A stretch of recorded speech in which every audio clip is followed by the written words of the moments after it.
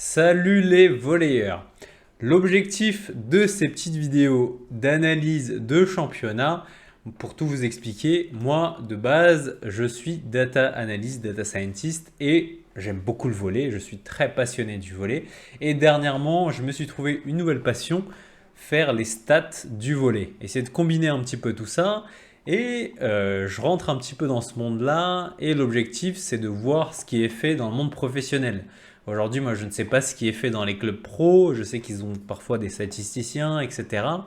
Et du coup, l'objectif, c'est de voir un petit peu si je peux apporter ma pierre à l'édifice. Et donc, que ces vidéos-là arrivent directement aux coachs et peut-être à des ligues professionnelles. Ça serait le top. Donc, donnez-moi un maximum de vues pour pouvoir pousser, un maximum d'énergie pour pouvoir pousser cette vidéo et la faire découvrir. Donc, spécial dédicace à Romain Pitou, le club de Terville-Florange. Donc, l'analyse que je vais faire aujourd'hui, c'est l'équipe de Terville-Florange pour sa saison 2022-2023. Et justement, en plus, on est en plein dedans, puisqu'en ce moment, il y a un tournoi professionnel qui est organisé dans le 93. Même au moment où je vais sortir la vidéo, il y aura déjà un match Terville-Florange contre France Avenir 2024. Il y a un petit tournoi pro et justement Romain Pitou qui est un ancien de mon club de la Courneuve. Donc j'espère que cette vidéo pourra lui arriver à destination. Donc l'objectif aujourd'hui, c'est de voir les stats de la saison dernière et d'essayer d'analyser le jeu, d'analyser les points forts, les points faibles et les joueurs, les joueuses de l'équipe. Les données ne sont pas forcément hyper bonnes, donc faut prendre ça avec des pincettes. L'objectif, c'est de dessiner des tendances et surtout d'essayer de comparer à des gens qui ont pu suivre eux-mêmes la saison de Terville. J'aimerais beaucoup avoir vos retours là-dessus pour ceux qui ont suivi la saison de Terville l'an passé pour voir si, à travers les stats, eh ben, on retrouve bien ce que vous avez pu voir quand vous avez regardé les matchs de Terville. Par exemple, on va se dire, imaginons que Terville est très très fort au service et du coup, c'est grâce à ça qui prennent l'avantage sur leur adversaire. Je ne sais pas, on va voir dans les stats tout de suite, on va voir ce que ça donne. Et donc, moi, j'aimerais vraiment avoir beaucoup vos avis là-dessus et surtout pour les connaisseurs de l'équipe de Terville, ceux qui ont pu regarder les matchs. Si je pouvais avoir vos retours là-dessus, ça serait top. Donc, on va passer à mon petit fichier de statistiques. Donc, de Terville-Florange, avec ici, j'ai mis les joueuses de l'année dernière. Donc, on retrouve Kosekova Barbora qui est passeuse, Robin Sardi Teira passeuse, Scully Shannon qui est R4, Kiss Greta R4, Skoric Maria, Baklouti Elissa, Ri Del Audrey, Sidibé Marianne qui est donc on passe au central qui est central, Ogums Alicia l'autre central, Dia Aminata, Louessar Manon et ensuite on passe au pointu, Fricano Taylor et Tao Fifenois Gloria. Et en ce qui concerne les libéraux, White Kendall et Mason Cassie. J'en ai déjà justement rencontré plusieurs de ces joueuses, notamment Sidibé Marianne et il me semble White Kendall et aussi Skoric Maria qui était venue dans mon club l'année dernière. J'ai pu participer à un entraînement avec elle, c'était plutôt pas mal. Terminé, ça va être des stats un peu globales sur l'ensemble de la saison pour l'équipe. Deuxième partie, toutes les joueuses, on va comparer un peu les postes, ce genre de choses. Troisième partie, on va prendre quelques joueuses et on va voir leur saison en détail. Et cinquième partie, on va prendre des fiches de match, qu'on va regarder peut-être les défaites, puisqu'il y en a un peu moins, pour essayer d'aller comprendre par les stats pourquoi ils ont perdu ces matchs-là et si on peut trouver une explication. On passe ensuite à donc cette partie-là. Donc pour résumer globalement la saison de Terville, c'est 18 matchs, 18 victoires pour 8 défaites, soit 69% de victoires. 62 sets gagnés pour 41 sets perdus, 60% de sets gagnés. Donc ce qui est plutôt pas mal. Là, pour le petit retour de la saison, on est vraiment, là on a tous les matchs de la saison avec tous les scores. On a ici une défaite contre Chamalières 3-0, contre Vandevenossy 3-2, contre Le Canet 3-0, 3-2 contre Mulhouse, 3-2 contre Marc-en-Barreuil, 3-1 contre Pays d'Aix-Venelle et 3-0 contre Le Canet et 3-1 contre Mulhouse. Donc globalement, Terville a quand même fait une sacrée saison. Il a fait une sacrée saison, même le peu de défaites qu'ils ont eu, c'était du 3-1, 3-2, il y a eu très peu de 3-0 quand même. Donc là-dessus, Terville a quand même fait une très très grosse saison. On rentre un petit peu plus dans les détails. Donc ici, là, on a toutes les stats. Donc la contribution par match, le nombre de points marqués, le nombre de points perdus, l'attaque, attaque défendue, attaque point, attaque bloquée, attaque erreur, le hit percentage, le service défendu, ace erreur. On a le bloc, les points au bloc, la qualité de la réception et de la passe. Donc là, ça c'est les stats que j'ai pu récupérer. Derrière, donc qu'est-ce qu'on a ici? Là, on va faire un petit résumé de la saison. Dans la saison, en moyenne, Terville a marqué 64 points, perdu 19 points. Et sur ces 64 points marqués, il y a eu 50 attaques en moyenne par match, 5 aces et 9 blocs par match. Par rapport à la moyenne des équipes, de toutes les équipes du championnat, on est sur du 61 points marqués, 24 points perdus, 48 points à l'attaque, 5 aces et 8 blocs. Donc Terville ici est plutôt au-dessus, aussi bien en points marqués qu'en points perdus. Ils ont moins de points perdus, ils ont plus d'attaques, plus de blocs, donc on est pas mal du tout. En ce qui concerne l'attaque ratio, on est sur du 32% pour Terville, et ce qui correspond à la moyenne de toutes les équipes. Et par contre, en termes de service, on est quand même sur 93% de taux de service réussi. Je trouve ça extraordinaire. Et sur toute la saison, les autres équipes sont à 89%. Donc déjà, je trouve qu'en termes de saison, je suis curieux de faire le comparatif avec les hommes, puisque ici, je pense que la Liga masculine, je pense qu'ils ne sont même pas à 80% de taux de service réussi, puisqu'il y a beaucoup plus de prise de risque avec les services matchés. Mais du coup, quand même, on est sur un bon 93%, ce qui fait plutôt plaisir pour Terville. Derrière, on va analyser comment Terville gagne ses points, comment elle les perd. Ici, pour gagner ses points, Terville, c'est 56% à l'attaque. En gros, c'est un point marqué à l'attaque. Donc 56% des points que Terville met, c'est grâce à son attaque. 28% c'est une faute de l'adversaire, 10% au bloc et enfin 6% au service, donc avec des aces. En ce qui concerne les points perdus, ici c'est 77% des adversaires qui marquent le point, 10% c'est 10% ça va être une erreur à l'attaque, 8% une erreur au service, et 5% une erreur de récep ou de passe. Voilà, on n'a pas les erreurs directes dans ces stats-là, donc ça vient un petit peu fausser les stats, pareil. En termes de points marqués par poste, ici, 38% des points marqués sont marqués par le R4. Encore une fois, il y a 2 R4 dans une équipe, donc c'est plutôt normal. 30% par le pointu, 28% par, 30% pardon, par les centrales, 28% par la pointue, 4% par la passeuse. Qui est plutôt pas mal hein, quand même pour ce poste-là. Et en termes de points perdus, eh ben, on est un petit peu sur la même chose. Ici, la R4, 45, 28 pour la pointue, 18 pour les centrales, 6% pour les passeuses et 3% pour les libéraux.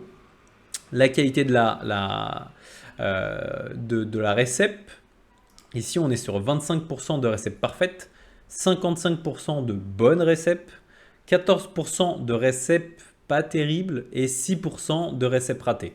Ce qui est plutôt pas mal. En termes de passes, ici, je ne suis pas certain des données, donc on ne va pas les regarder. Mais s'ils avaient été mieux prises, eh ben, on pourrait aussi évaluer ce truc-là. Ensuite, j'ai plein d'autres stats, je vais vous les passer, on va pas toutes les faire. Là, ce qui est intéressant aussi, c'est la partie sur le pourcentage de services réussis. Donc regardez-moi cette saison, 96% de services réussis contre France Avenir, 97 Chamalières, 98 contre Paris Saint-Cloud. On est quand même sur des scores plutôt pas mal. Et allons voir contre Mulhouse par exemple, je crois qu'il y a une défaite contre Mulhouse. Oui, il y a une défaite contre Mulhouse. On va pas dire que c'est dû aux 89% de service, mais ça peut être un élément qui nous donne des infos. Derrière, on va aller sur la partie par joueuse. Là, on a les stats pour l'intégralité de la saison pour les joueuses. Globalement, je ne vous ai pas dit en début de vidéo, j'aurais dû vous le dire. On va faire en 3-4 parties.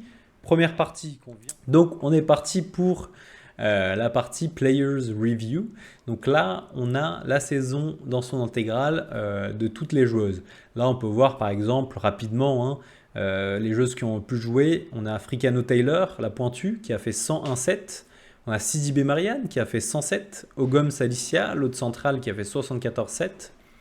On a quoi? On a Scully Shannon, R4, qui a fait 101-7. Kiss Greta, 89-7. Kosekova Barbara, 78-7. Donc voilà en termes de temps de jeu. Derrière, on a notre rapport de toutes les joueuses. Ici, la joueuse qui a meilleure contribution, c'est Fricano Taylor, la pointue. Celle qui a marqué le plus de points, Fricano Taylor. Celle qui a perdu le plus de points, Fricano Taylor. Celle qui a fait le plus de ace, Fricano Taylor. Celle qui a fait le plus de services, c'est Scully Shannon. Et celle qui a fait le plus de points au bloc, c'est Ogoms Alicia. Encore heureux que Fricano Taylor ne soit pas sur toutes les stats. Sinon, en plus, je crois qu'elle n'est plus là cette année. Il me semble qu'elle n'est plus là cette année. Donc, encore heureux qu'elle ne soit pas responsable de l'intégralité des stats ici. Donc là, on peut voir les contributions par joueuse directement. Par exemple, Scully Shannon, 325 points marqués, 114 points perdus. Fricano Taylor, 456 points marqués, 134 points perdus. Sidibé Marianne, 256 points marqués, 39 points perdus. Ogoms Alicia, 204 points marqués, 37 points perdus.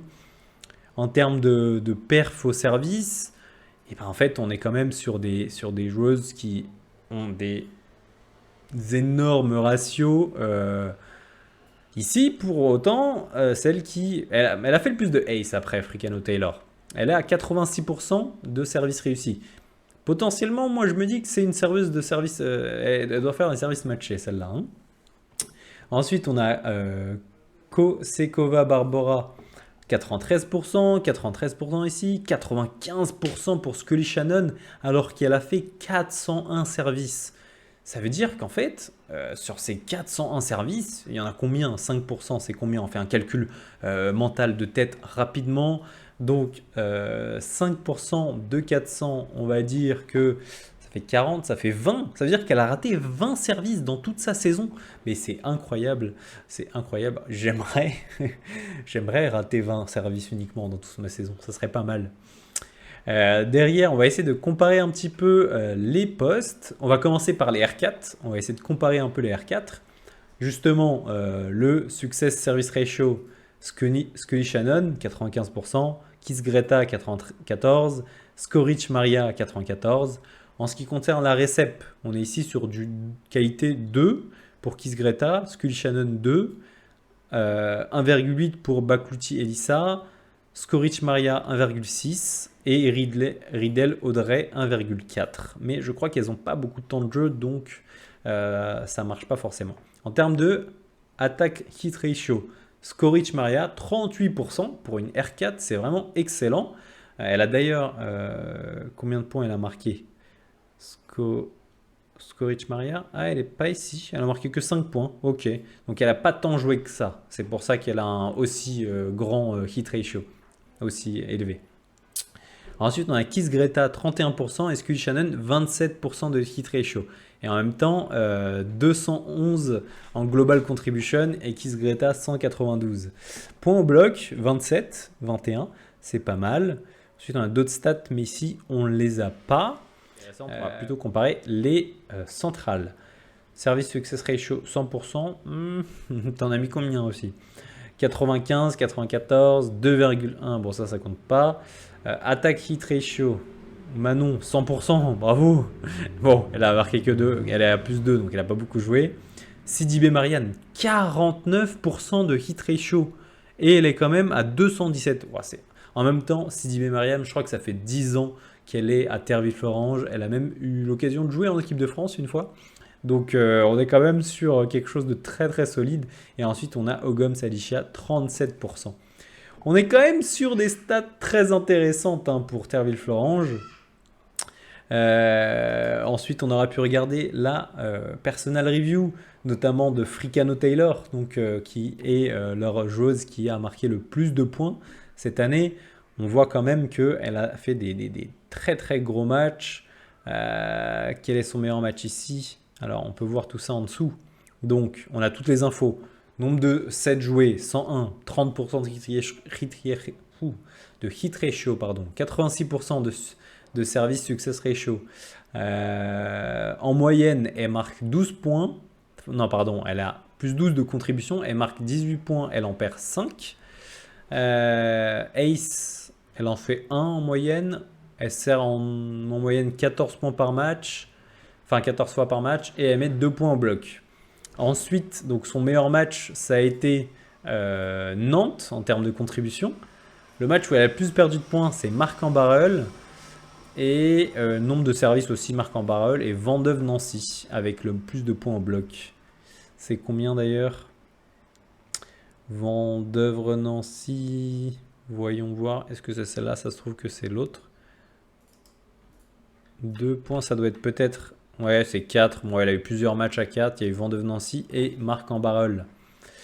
Donc voilà, on a quelques... Ici, voilà.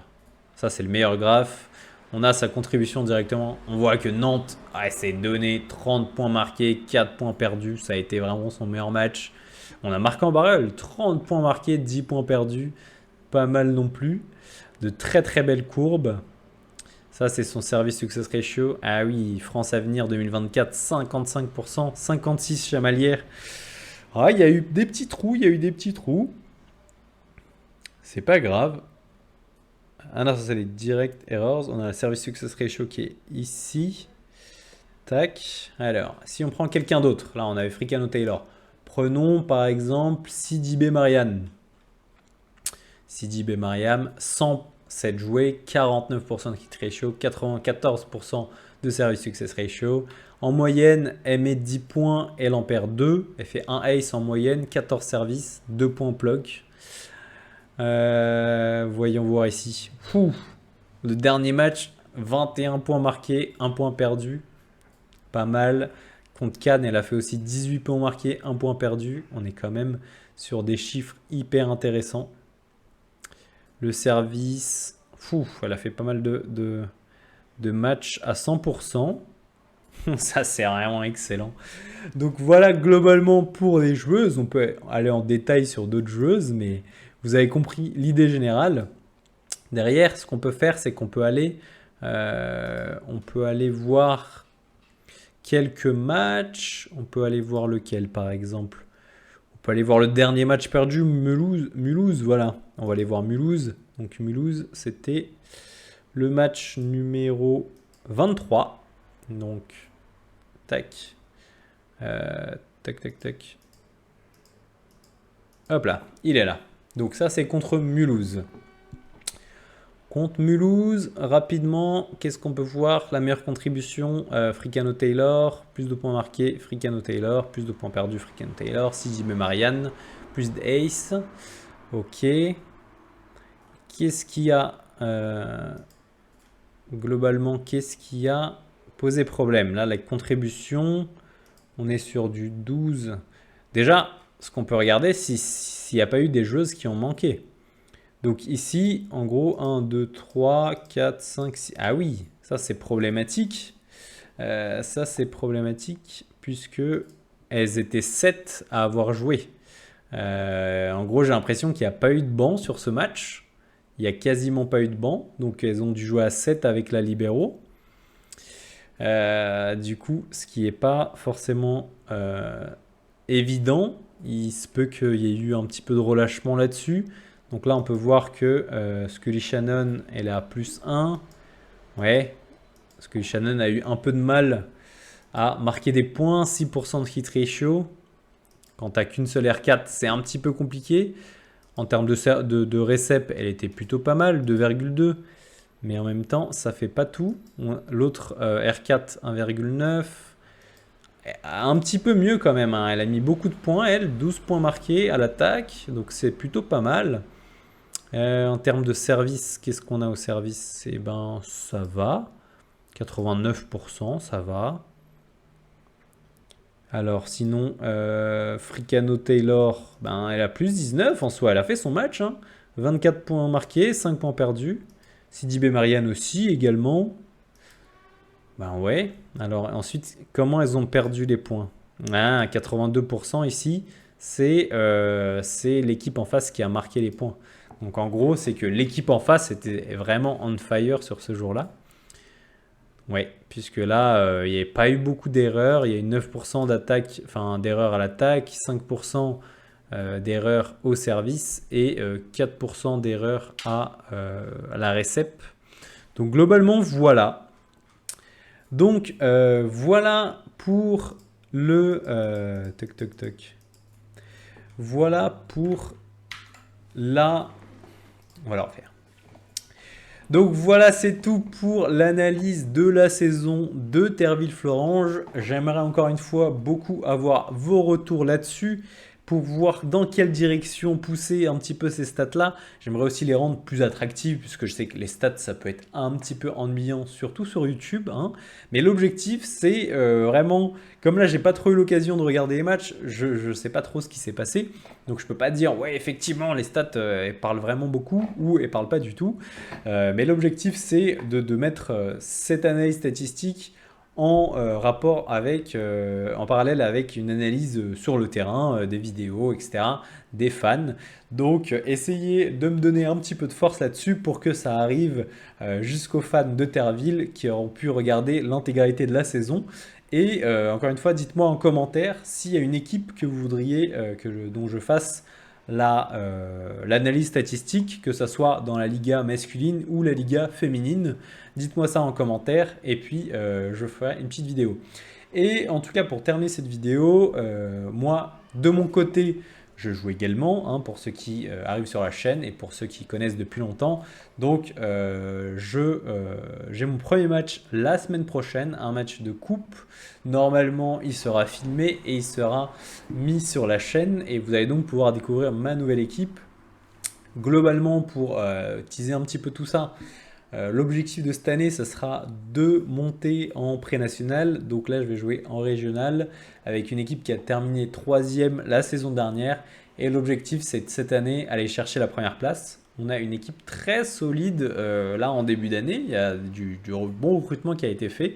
On a quand même pas mal de postes. Donc on va voir les premiers matchs. En plus, premier match contre une équipe de prénat. Donc c'est vraiment l'occasion de tester la solidité de l'équipe. Donc vous allez voir ça très bientôt sur la chaîne. Moi je vous dis à la prochaine. Tchuss!